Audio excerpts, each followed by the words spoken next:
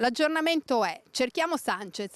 A Moruzzo, nella sua casa, in quella che è la sua villa di proprietà, Sanchez non c'è.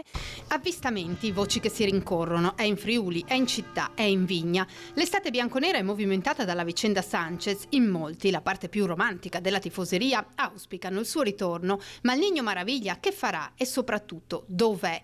Abbiamo provato a cercarlo nei luoghi segnalati dai ben informati. Non è nella villa in collina, in cui nei giorni scorsi erano stati segnalati importanti movimenti, e in paese non si parla d'altro. Un po' ci sperate? La speranza non manca mai, dopo tutto il resto si vedrà. Sarebbe bello riaverlo qui in paese? Magari.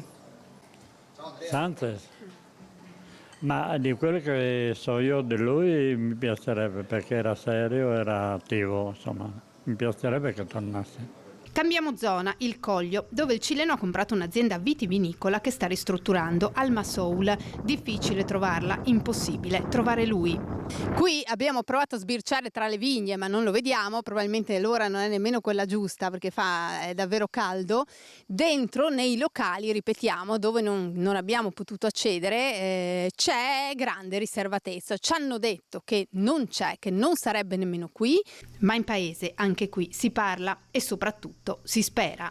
Marco, Trattoria Moret, un centro a Corno di Rosazzo. Qui, se c'è Sanchez, lo sapete sicuro. Assolutamente sì. Quindi c'è Sanchez? Lui in azienda, io conosco i suoi fattori, quelli che lavorano per lui, e lo vedono spesso qui. Speriamo che sia anche per altri motivi, no? Che venga qua. Quindi siete tutti qui a sperare di vederlo sfrecciare, certo, con una delle sue macchine? Assolutamente sì. Ovviamente se passa ci dovete avvertire. Assolutamente sì, neanche a parlare. Telefoniamo subito.